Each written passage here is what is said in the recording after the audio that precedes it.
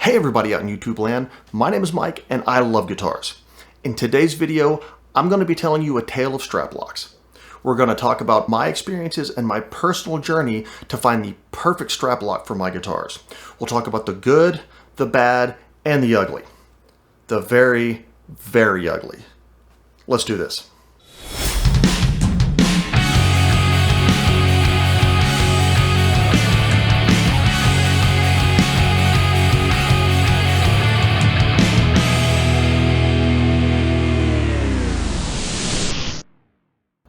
Now, I've been using strap locks for a very long time. I first realized that I needed strap locks when I bought my very first guitar at 16 years old. It was a lawsuit era Ibanez Les Paul custom copy, and I slung it at an angle that put a lot of stress where the strap meets the strap button. As a result, the strap would often slip off the button, and if I didn't have both hands on that guitar, it would end up on the floor. This happened more than once. Over the years, I've tried a number of different types of strap locks. They each have their advantages and disadvantages. For example, the DiMarzio clip lock system with its strap and lock combo works great, and it has plastic quick release clips that you can use to easily remove the strap. But those plastic clips can also be really rough on a relatively soft nitrocellulose Gibson finish. The Dunlop brand I tried was also very simple and easy to engage and disengage with its ratchet-like ball bearing system, but I also found that it would disengage when I didn't want it to if I simply jumped around too aggressively on stage. After a lot of trial and error and a number of purchases, I finally settled on the Schaller style of strap lock. Now, what I really liked about this system was on the strap side, there was a little cup, and the guitar side of the lock just slid into the cup. And as long as that cup stays facing up, then gravity essentially does the rest. There's even a metal plunger on the strap side of the mechanism that inserts into the guitar side to add additional security to the locking mechanism. Now, this type of strap also has its drawbacks.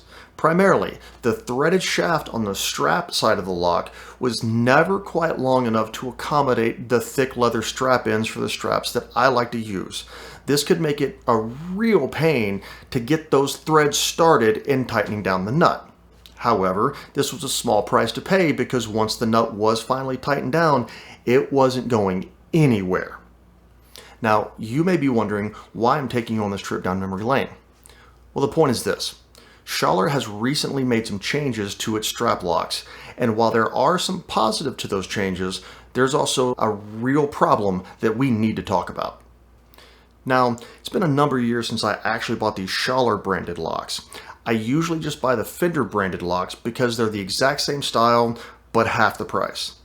However, at the beginning of the year, I bought my first brand new guitar in over 20 years. I figured if I was spending $3,000 on a brand new Gibson, I could go ahead and spend a few extra dollars and get these Schaller brand locks. First, I'll tell you what I like about these strap locks. In previous versions of this style of design, there's a screw that runs through the attachment point on the guitar side, just like any standard strap button. In the new design, the screw and the attachment point are a single piece integrated into one. Now this is a small change, but it simply makes it that much easier to handle and install. The second thing I like is they elongated the threaded shaft on the strap side of the lock, making it significantly easier to get the nut started to tighten down the lock. Now let's talk about the problem. Inexplicably, Schaller chose to replace the standard hex nut and washer with what's essentially a thumb wheel.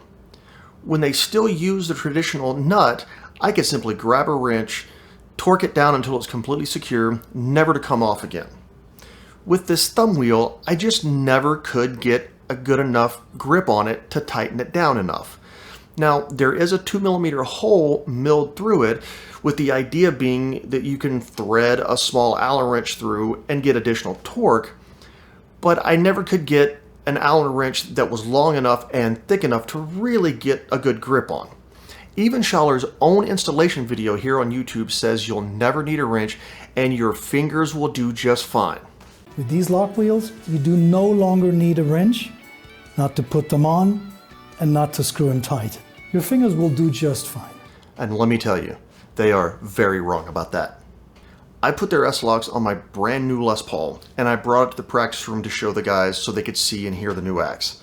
Now, this is a guitar that I drooled and obsessed over for several years before finally scraping together enough money to actually buy it.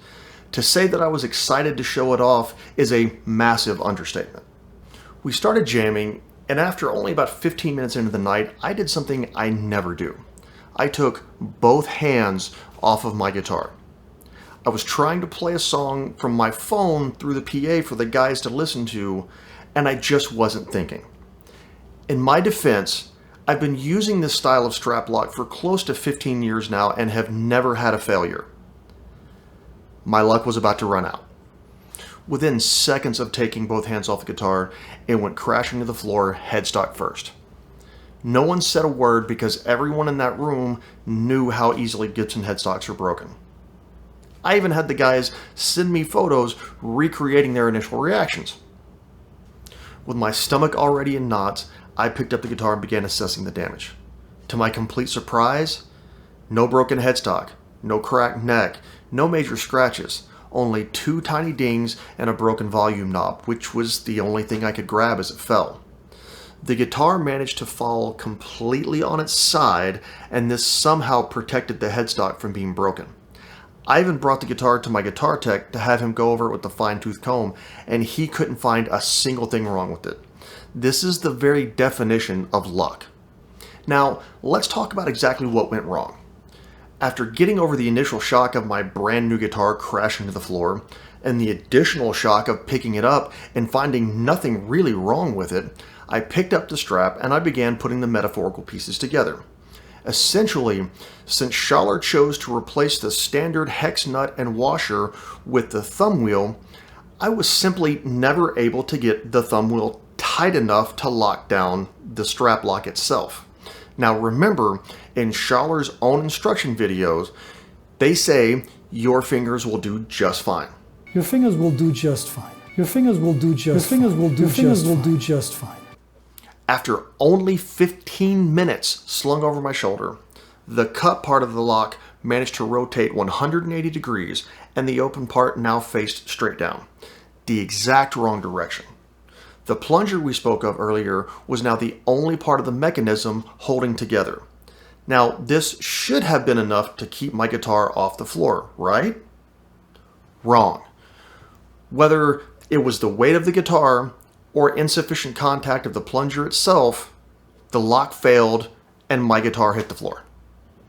I can see what Schaller was going for here. There's even a nice little set screw in the thumb wheel that you can tighten down to keep the thumb wheel from backing off the threads. But I have to ask, was this even an issue that needed addressing?